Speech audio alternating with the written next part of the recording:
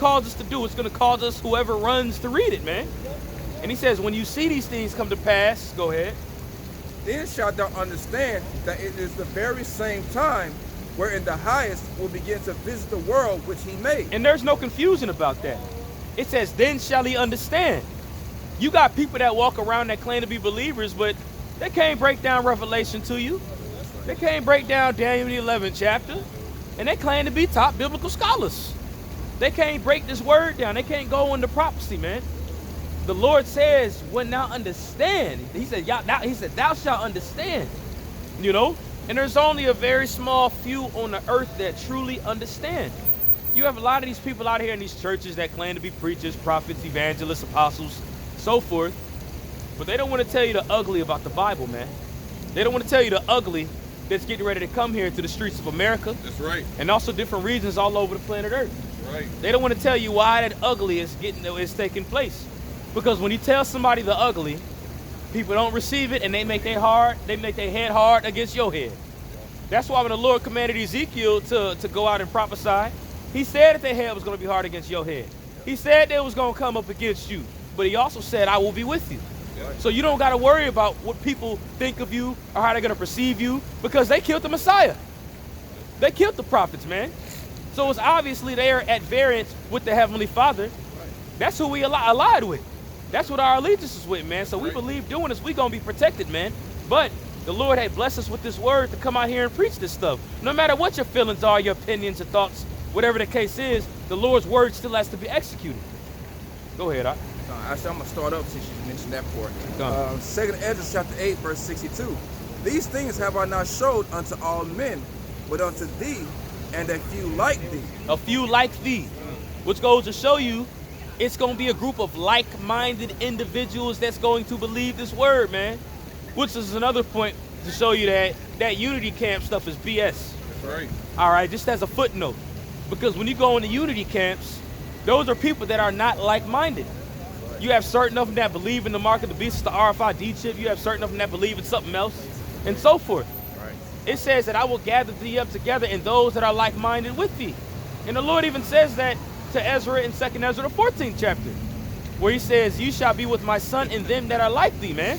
And then he goes into literally how he wants Ezra to measure the time. He literally explains to Ezra the time that he's in and the time that he's going to come back. Right. Even Paul said in 1 Corinthians 1 and 10, he said you need to speak the same thing and be on one accord. But then you got certain guys that believe Paul didn't have the truth. You know what I mean? So that unity camp is all BS at the end of the day. Man. Right. You got to be all one like-minded, one Lord, one faith, and one baptism. That's what the scriptures say. Right. There are multiple faiths amongst the sects of Israel, man. That's right. You know? And you got people like General Yohanan that's putting out a declaration among all Israel, commanding all Israel to come under the umbrella of the UPK. Man, fuck that, man. Negro, please. Why do that? The scriptures clearly say, can two walk together, at least they agree. Exactly. That's Amos 3 and 3. That's right, man. So it's obvious we ain't going under that umbrella. We believe wholeheartedly that this is the umbrella that the Heavenly Father, the Yahweh B'Shem Yahweh Shai is the umbrella, but he had set up great millstone for his word to be declared out in all truth and sincerity. That's right. 100%. That's right. And we believe that.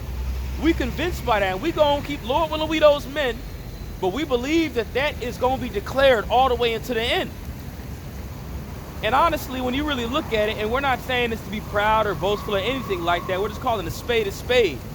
When you look at the most consistent individuals that are out there prophesying rain, sleet, hail, snow, in season, out of season, in the gates of the nobles, consistently, starting with the apostles and elders is great millstone, man. And that's the truth. It is what it is. It is what it is. And even, hey, man, even spiritually, as spiritual confirmation, all right, which there's tons of spiritual confirmation, but a few days ago, the brothers out there in D.C., they was bringing it out. And there was chariots that was appearing behind the brothers. But not only just the chariots, but when you listen to what the brother was saying as those chariots were being revealed, was going into how great millstone is the house of the 100% truth. And right when that brother was saying that there was chariots all over the sky lighting up, which is confirmation through the Spirit, which is also a sign, man. Right. The only spiritual people are going to be able to receive it as such. Right. Verse 63. Behold, O Lord, now hast thou showed me the multitude of the wonders which thou wilt begin to do in the last time. And that was a wonder right there with those chariots showing. The coronavirus, that's a wonder. Locusts hitting parts of Africa and China, that's a wonder. All right? Flint, Michigan, the water has lead. That's a wonder. All right? The minds of the majority of our people bug the hell out. Narcissists, social media, so forth, man. That's a wonder. GMOs in the foods, chemtrails in the air. These are all wonders. The Lord said these things were to take place, man. All these are marvelous wonders. The mark of the beast, the RFID chip. That's a wonder. That's a wonder, even a miracle that the Lord is going to put on the spirit on the left hand to proclaim and put out there. In more of a larger scale fashion, I should say. Go ahead. Which thou wilt begin to do in the last times, but at what time thou hast not showed me. And then we're going to go to the 2nd Ezra 9th chapter. So 2nd Ezra 9, and I'll just read 1 again. He answered me then and said, measure thou the time diligently in itself. One thing to remember, man, the Bible wasn't divided in chapter back then, man. When those scrolls was written, they was written. Yeah. So when you go from 2nd Ezra, the 8th chapter to the 9th chapter, there is no division between, there is no space between 8 and 9. It leads right to it, you know? So this is literally leading right off of what was just said. That's why it says, and the angel answered. You got it. And he answered me then and said, measure thou the time diligently in itself, and when thou seest part of the signs past, which I have told thee before, then shalt thou understand that it is the very same time where the highest will begin to visit the world which he made. And we see it. Again, chariot sightings all over the place. The Euphrates River is dang near dry to the point where you got different tanks and vehicles that can cross through. The Lord literally has the spirit of different soldiers and different militaries gathering up together in the Middle East in the valley of Yahweh-Shaphat. All these things are taking place, but the thing about it is these visions were written plain among tables, but now they're speaking here at the end. Right. And they were given to us to declare it unto you, man, unto all the nations. All the nations have to know the judgment that's getting ready to come over here.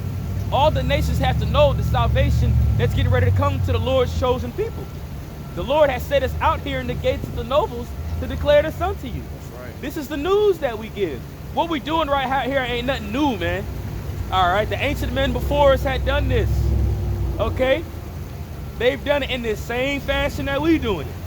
Another reason why it's so shunned here in America here in 2020 is because it's so ancient. It's so old, and a lot of the ancient ways are pretty much lost to these people, you know. But the Lord is bringing back that ancient way on the planet Earth, and it even says that in Jeremiah. It says, "Go to the ancient way," loosely paraphrasing, you know. But that's what we out here doing. Matter of fact, if you know what that is in Jeremiah, ask for the old paths. I believe it's in Jeremiah. Baba Kashaw, if you could look that up while we bring that up. And I'm gonna bring this custom out afterward as well in this manners and customs book. Verse 3. Therefore, when there shall be seen earthquakes and uproars of the people in the world, then shalt thou well understand that the Most High spake of those things from the days that were before thee, even from the beginning. Now, does that literally have to be broken down? Is there not earthquakes in diverse places? And more importantly, man, this is also more proof what validates the Apocrypha, man. Because nowhere else in the Bible do you find earthquakes in diverse places other than in the Gospels. Right. And who's saying that in the Gospel? Yahweh Shai. Who was Yahweh Shai repeating after? Well, I don't even want to say he was repeating because he's the word ultimately. But when he said that, he was alluding back to this precept here in 2nd Ezra, the 9th chapter. Which is more proof which validates the Apocrypha, man. You know? Go ahead. For like as all that's made in the world hath a beginning and an end, and the end is manifest. The end is manifest, just like at the end it shall speak. That's the same thing that was told to Habakkuk, man. And it's speaking right now. And it's coming to you in the form of declaration by some men with beards. Some of them got nappy heads. We all got garments on and so forth, but it's coming to you live and direct. All right? And it ain't lying in a very old, ancient way, because that's what the Lord wants. He wants the ancient way back on the earth, baby. That's right. And it's coming in that fashion. Go ahead, brother. This is Jeremiah chapter 6, verse 16. It says, thus saith Yahweh power, stand ye in the ways and see and ask for the old paths. Where is the good way, and walk therein. And you know what's crazy, man? That's the same thing that was written of in Isaiah the 28th chapter. I'm sorry, the third. I think it's the 30th chapter. All right, where it says, "Thine eyes shall see thy teachers," Yep. and they say, they shall stand there, and they shall say, "Here's the way, walk ye in it." Yeah. And that's what we're out here telling you, man. We out here telling you to walk in it. This is the way right here. It's only written. This is all you got to do. It's an ancient way, though. Yeah. You know. But the thing about the ancient way, it's so much more pure than the ways right now. That's right. All right, you read about it in Psalms 85:3. It says all the foundations of the earth are backwards. Everything is backwards. Matter of fact, I gotta read this introduction to this. I was reading this yesterday, and this is the manners and the customs of the Bible. Okay, and there was a part in here that I've read, and it was very interesting when you read it. Lord's will I can find it. But again, just going into the ancient way. All right, but when you read this here, I'm gonna just start from the top. And this is the preface to this book, Manners and Customs of the Bible, the Freeman edition. You know, and I mean, you know, for those of you all that do have it or decide to get it, you know, for those of you also say that don't have it, highly recommend it to get, because it brings you back to that. Of course, we have the scriptures, which brings us back to the ancient understanding. But when you go into this, it goes into vivid detail of certain actions and things that we used to do. And when we see us doing these things today, it brings so much more light why the Lord has us doing what we're doing today. Right. All right? Oh, No, you. no, I would say, yeah, it just gives understanding on certain things, why the Lord said certain things, why the prophets, why the apostles, the way they worded certain things concerning certain topics. And it goes to those customs, and it gives you a really good understanding of why they said certain things. You know, That's right. I just want to add that. God. Also, brothers do want to get like the brother say, it is highly recommended. You can get it for like $10 on Amazon, man. So Yeah. it's not expensive at all. You Yeah. know, and the price may jump to $2,000 if you said that. I know, right? So, Damn it. He didn't show the damn binder on the camera. Raise that price up. yeah, you know that's how it did, man. That's like, I can't remember what book it was, but like the apostles went through. It was like $10. Now that book is like thousands of dollars, you know. But it gives real edification on who the devil is that you saw, Right. man, when he came down, you know. So Right. yeah, but just a joke. God, but no, it's all good. We're going into how the ancient way is shunned right now, and everything is completely at opposite to that ancient way. You know, and as you have the ancient prophets that are returned, the world today doesn't want to receive it, man. They look at the church right now and believe that's the house of truth, where you got to go in a big old building, smack your hands and stomp your feet. You know, where you got this sweaty ass walrus looking nigga, you know, up there on the pulpit lying to your ass through his teeth, man, or through his gap. They see this as progress in the spirit of this modern world. It's progression. No, man, this is regression from the words of the Heavenly Father. Regression. This is regression from the ancient ways, or the original ways, how the Lord had everything set up, man. That's right. So this world has regressed because of the devil who's running right now. They're That's just right. regressing further and further, which is why the Most High is going to bring it to a stopping point before things get really extremely out of hand. That's You know right. what I mean? That's right. I'm gonna read this preface really quick, and then I want to go into this custom of the gates, because that's we're out here on the gates, you know. But this is the preface. It says, though the Bible is adapted to all nations, which is false, it says it is in many respects an Oriental book. All right. So it literally contradicted itself right there, but it's cool. All right. Really big. You know, but going back to how it's ultimately meant for particular people. It's oriented, the ancient ways, man. The Eastern ancient ways. Our roots. It said, though it's adapted to all nations, in many respects, it still is a book for these people. You know? Hey, Babylon, man. Yeah, that's right. That's right. He had to put that out there because they know that when you read the Bible, they like, dang, it's talking about these Israelites a whole lot. You know? You can't just X that out, man. You can't X it out. You know what I mean? That's right. That's right. It also talks a lot about salvation for these Israelites a lot. Yeah. But when you keep reading, it says it represents the modes of thought and the peculiar customs of a people who, in their habits, widely differ from us. One who lived among them for many years has graphically said modes, customs, usages, all that you can set down in the score of the national, the social, or the conventional are precisely as different from yours as the East is different from the West. All right? So it's even saying the East and the West is different, but now you're going into an ancient Eastern book, Middle Eastern book, and all the way in the West, thousands of years later, you can see the differences, all right? And as we're going into that ancient way, what we're doing is an ancient custom. The Lord had to set out here to do it. It's far sent amongst these people that are out here right now. That's right. It's way in the future, and also too, it's in a different part of the planet Earth, man. And these people have these westernized mind states. You know, that's another reason why they can't receive what comes out of this book, man. You know, because it's so ancient, it's so unorthodox to what they perceive and what they think is good or what they think is righteous. Right. It says, and it goes into examples, they sit when you stand. They lie when you sit. They do the head what you do to the feet. They use fire when you use water. You shave the beard, they shave the head. You move the hat, they touch the breast. You use the lips in salutation, they touch the forehead and the cheek. Your house looks outward, their house looks inward. You go out to take a walk, they go to enjoy the fresh air. You drain your land, they sigh for water. You bring your daughters out, they keep their wives and daughters in. Your ladies go barefaced through the streets, their ladies are always covered. You know, and that right there stands within itself. But it just goes to show you how different the ancient way is to what you see right now. All right, it's just pretty much going into light and dark, light and dark, light and dark. And this is light what we're declaring out here. And you people are in darkness. Right. So it's not meant for you to receive it, man. What we're doing is an ancient way that the Lord has set us out here to do it, and you can't receive it. You look at that as looking crazy, man. That's why we're fools for Yahweh's sake, man. Right. That's why we considered foolish, man, because of the fashion as we're declaring the words of the Heavenly Father. Come on. Isaiah 60:1. Arise, shine, for thy light is come, and the glory of Yahweh Bashim Shai has risen upon thee. For behold, the darkness shall cover the earth, and gross darkness the people. But the Lord shall arise upon thee, and his glory shall be seen upon thee. And that starts with Yahweh.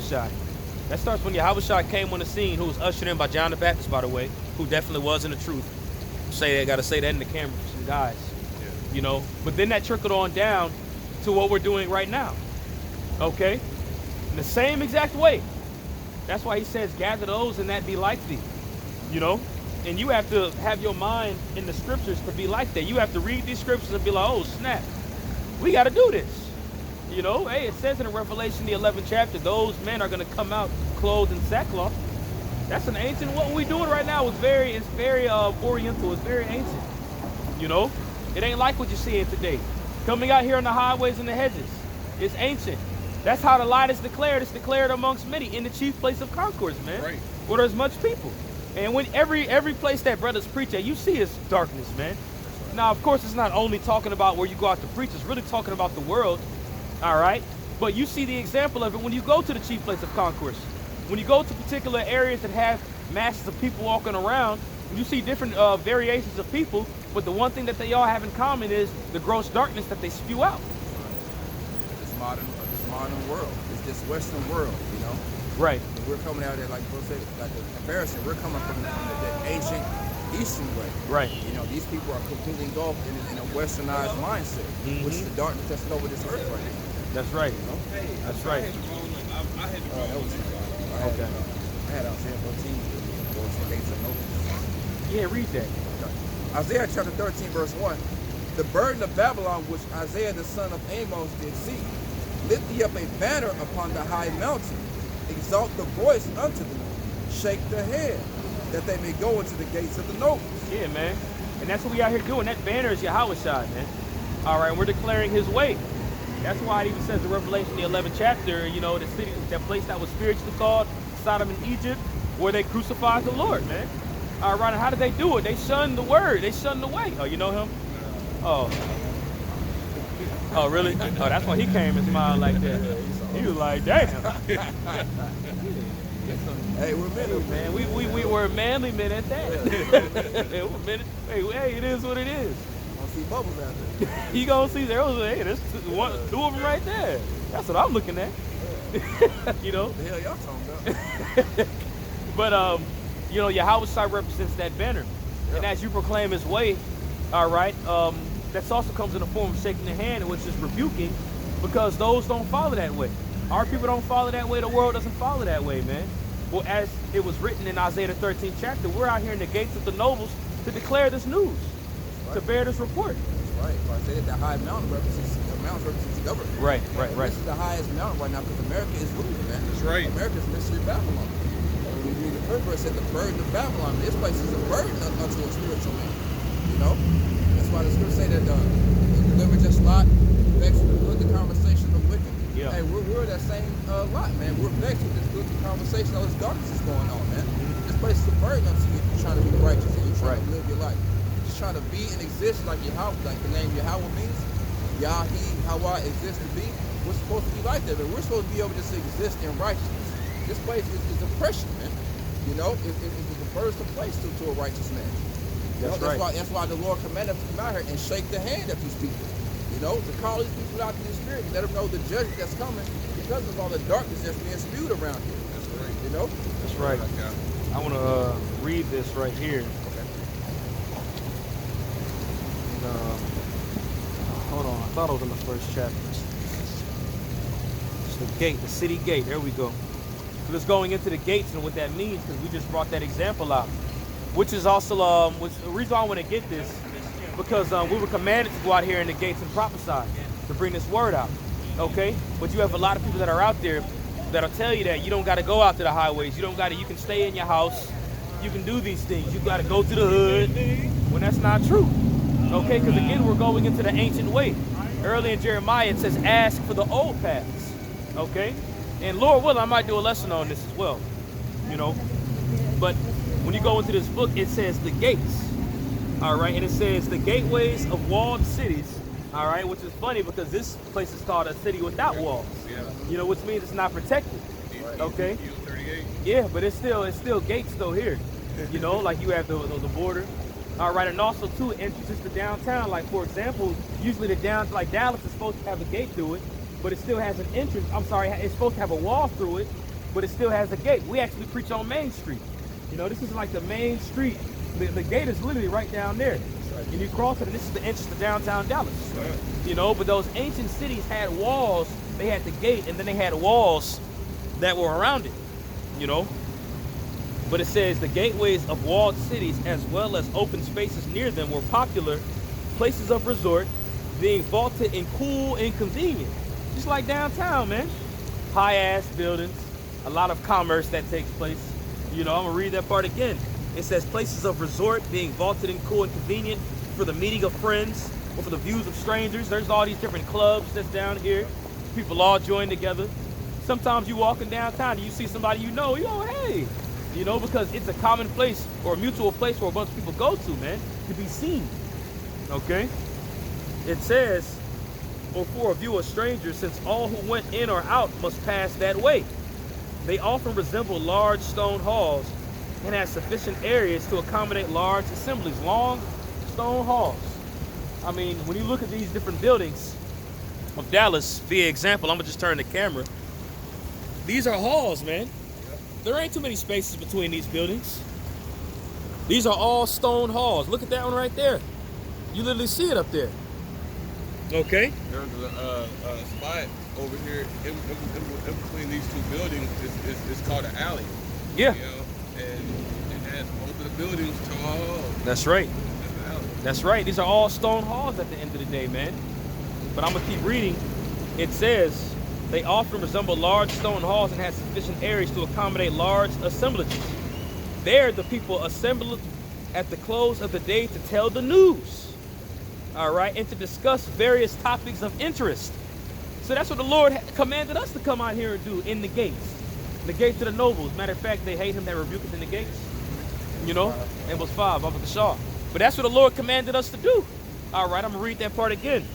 It says, there the people assembled at the close of day to tell the news and to discuss various topics of interest.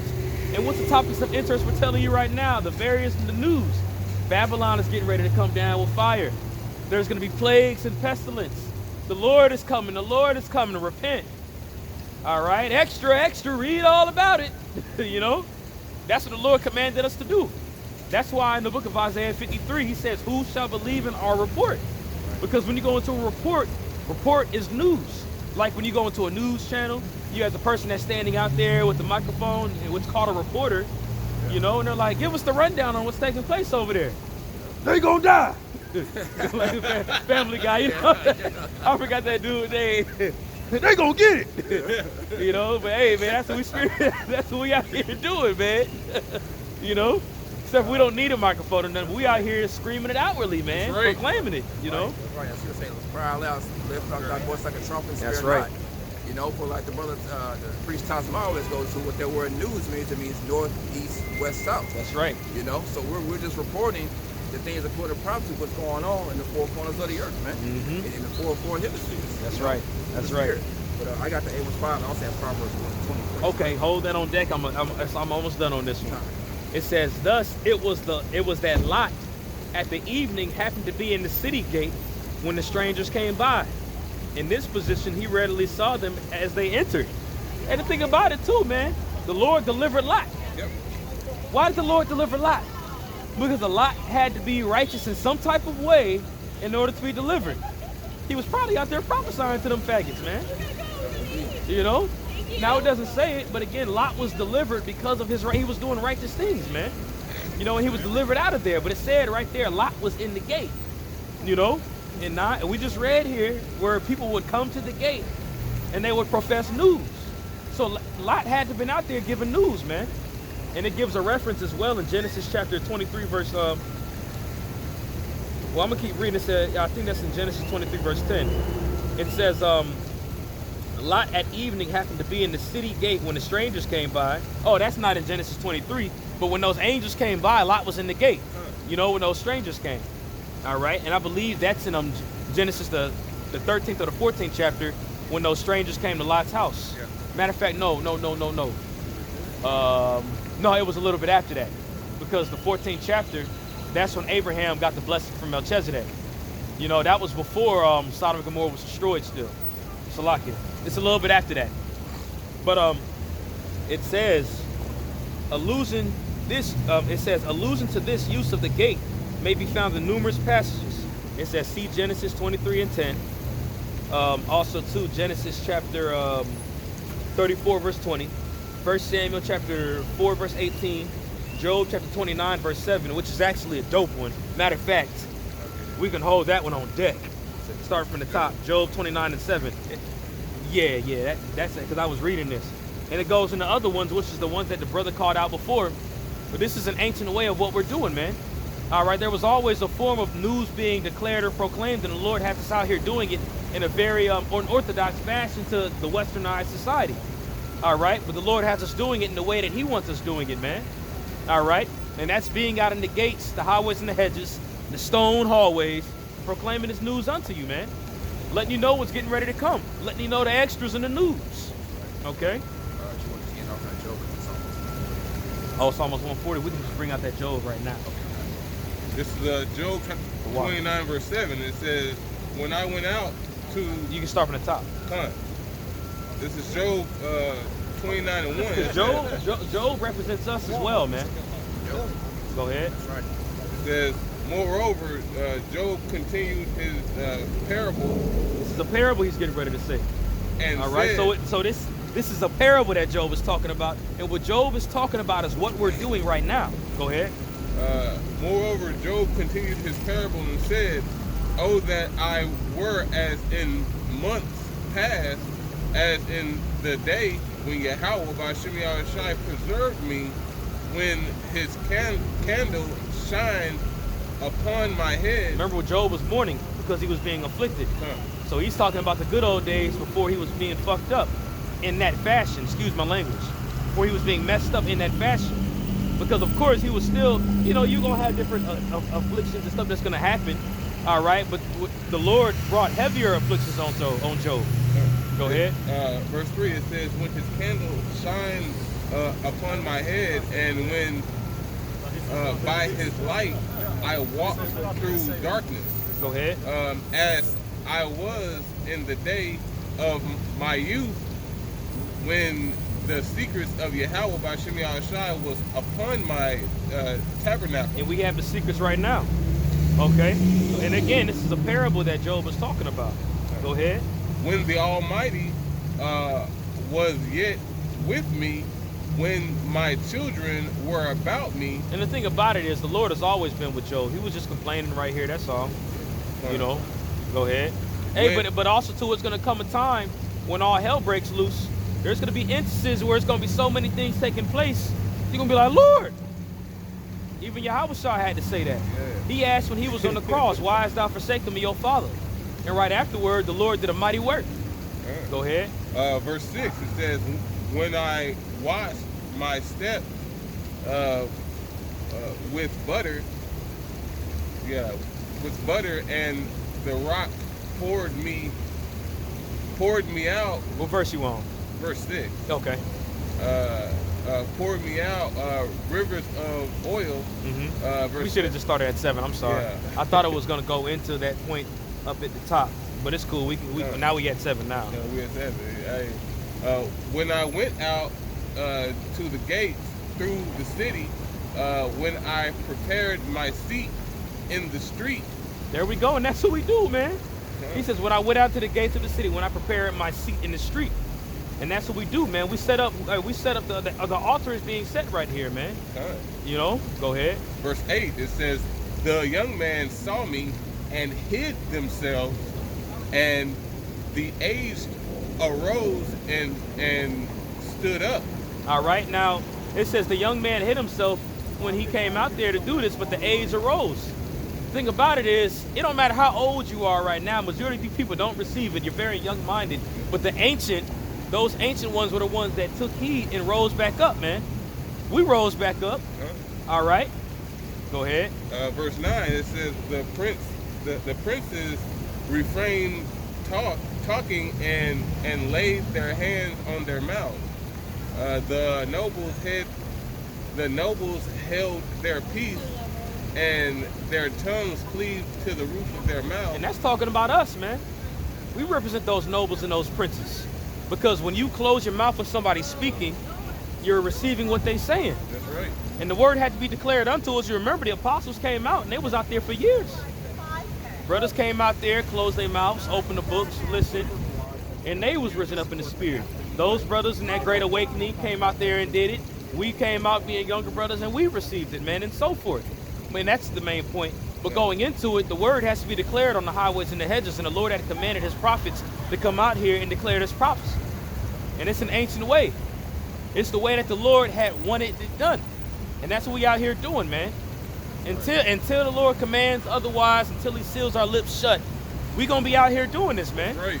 Well, the elect are going to be out here doing this. Lord, will we those men? That's right. If I say this, that's why the Yahweh shot in the parable in Matthew, the 22nd chapter, about bidding into the marriage. He said, go out to the highways and the hedges and bid them to the marriage. Right.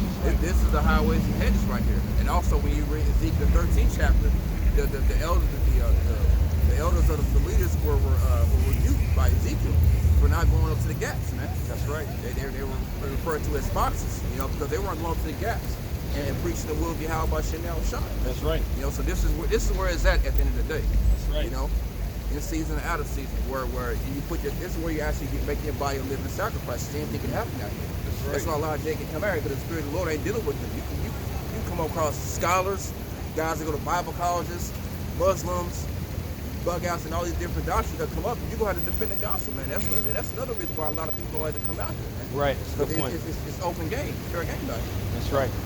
That's right. They're not learning stuff too. That's right, brother. We're going to end it off on that. Hey, Lord willing, this was edifying.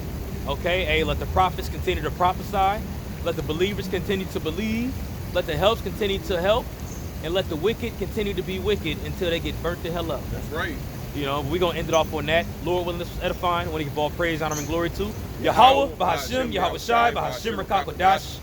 Double honors to our apostles and elders of Great Millstone. Peace and blessing and many salutation to you elect Dakyam across the four winds of this earth, kicking this word in sincerity and in truth. Shalom. Shalom.